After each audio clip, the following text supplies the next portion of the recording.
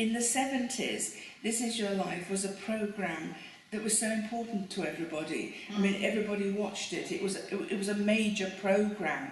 And as Dad, right up until he died, his claim to fame was, I'm a gardener. You know, I'm not a celebrity, I'm not famous, I'm a gardener. So, and we used to watch This Is Your Life on a regular basis. So for Dad to be surprised by Eamonn Andrews, and he was surprised. Oh, he was. He didn't. He never thought. I mean, I can't believe that Dad was so gullible, if you like, at that precise moment. That he was doing a shot for.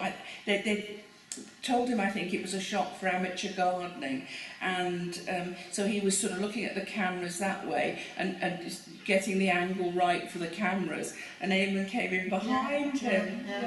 As Dad said, he never dreamt of it, and it wouldn't be anything. He knew Eamonn Andrews anyway, so he didn't really think it was for him to be on This Is Your Life. That's right. But I mean, we've looked at the programme, and he was thrilled, wasn't he? Yes. I mean, I had forgotten that Dad had got such a sense of humour and was so witty, but you could tell he really, really enjoyed that evening. Yes. I mean, the accolade and the honour to be on This Is Your Life to start with, but then to meet up with his old colleagues, his old friends, you know, people who had been important through his life.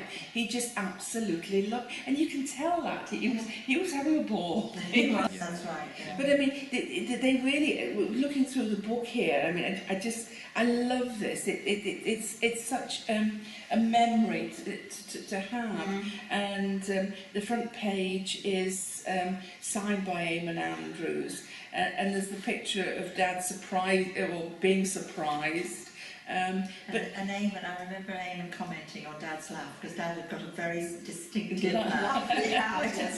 If I dare say, cheeky. Yeah, thank you. Yeah, that's a better way of saying it. And then, of course, Dad did Blue Peter and hit a whole new generation of gardeners. The grandfather gardener of Blue Peter. Yes. And people, and the dog. I mean, Shep. I can remember Dad coming home and saying, you know, oh, well, I won't use the exact phrase Dad used, but the dog had dug up the row of seedlings, or yes, it was quite a handful, that dog was, I think. And then Mum comes on. How she had kept it a secret, I honestly don't know. She must have been at her wit's end, especially that morning, knowing that Dad was going off to the Ideal Home exhibition and she was going shopping with her friend Audrey. Oh, and then we came on, and Dad quietly said to me, he said, who's looking after the shop? Because we had the garden centre at the time, and Dad would call in every morning and ring in when he was away to make sure that everything was okay. And I remember telling them in the office, and if Dad rings, just tell him I'm up the field picking roses or something. And they sort of looked at me and said, well, you're getting in the car and going somewhere. And then, of course, during the war, Dad met Arthur Billett.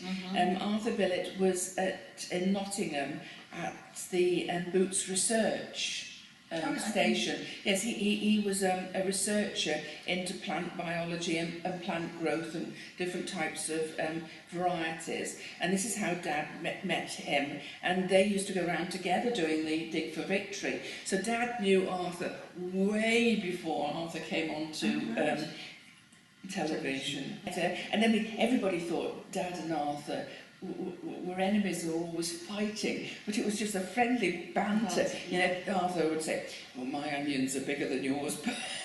And Dad would say, no, they're not. Dad was on radio long before television. He used to do a radio programme, Beyond Your Back Door, and Country Calendar from Birmingham. And he used to get mailbags full. He got all sorts of different letters, but one letter that stuck out was from May Zetterling, and she was a very famous actress at the time. Her husband had written and said that May Zetterling was a great fan of Dad's and followed his programme, and it would be very nice if Dad could just write a letter. I think it was a Christmas card, a Christmas letter to May Zetterling, and just give her some advice on one of her plants. I think it was lilies, wasn't it? Yes, so. Yes, he gave her advice on these lilies, and obviously they'd grown well. He'd given her the right advice. They'd grown indecently in a Lily. sense. Yes, that's right. Yes, I remember that. Yes. And of course, Harry Wheatcroft was an absolute character. He was a famous rose grower, and he used to have this beard and a moustache. With whiskers. Whiskers, and he always had a rose in his lapel. Absolutely, and very outrageous suits or jacket. And he bought a bunch of roses, because a rose had been named after Dad, the Percy Thrower That's rose. right, yes. Oh, yeah, those were the boys. From the Bothy, From the Bothy at Windsor. That's right, yes. They must have got up to somewhere stupid because you could see Dad's little eyes sparkling when he was talking to them. Yes. I mean, they would have all been sort of in, well, late teens, early 20s at that time. But I mean, I can imagine they used to in the Bothy. Originally Dad shared a room, and I don't know who he shared a room with, and then as he advanced up his sort of apprenticeship, he had a room on his own, but they would go to the village dances or into the village and have a drink. I would think they got up to a lot of mischief, those boys. I would think so. I mean, Dad always says, he used to chew hay to take away the smell of tobacco. Yes.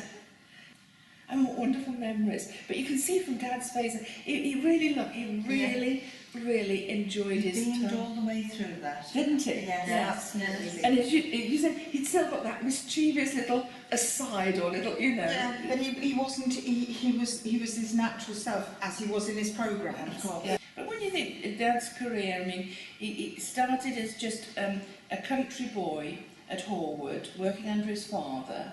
Right. Going to Windsor, working as an apprentice in Windsor, Leeds, Derby, and then from Derby to Shrewsbury as park superintendent. I mean, he was the youngest park superintendent at that time, and he was selected out of over 200 applicants. Yes. And he came to Shrewsbury in 1946. You were not around then. No. And the quarry had been used for dig for victory, and the dingle, that wonderful gem in the centre of the quarry, had been forgotten during the war. And then to go on to radio, almost by accident, and then from radio into television. For a country boy who loved gardening, and as I said, always considered himself a gardener. Nothing else. Yes. Nothing else. Dad always used to say he was lucky because his hobby was his career, and he said he was the lucky person. And his career was his hobby. Yes. That's right. He just loved what he did. Yes. I mean, Dad was absolutely thrilled. I mean, that was so obvious. Yeah. And he never missed a programme. He always watched. Yes, he This did. Is Your Life all the time. Couldn't miss it. So to be selected, to be surprised when he thought he could never be surprised. And I think it was just the making, yes, absolute accolade. Loved it. Yes.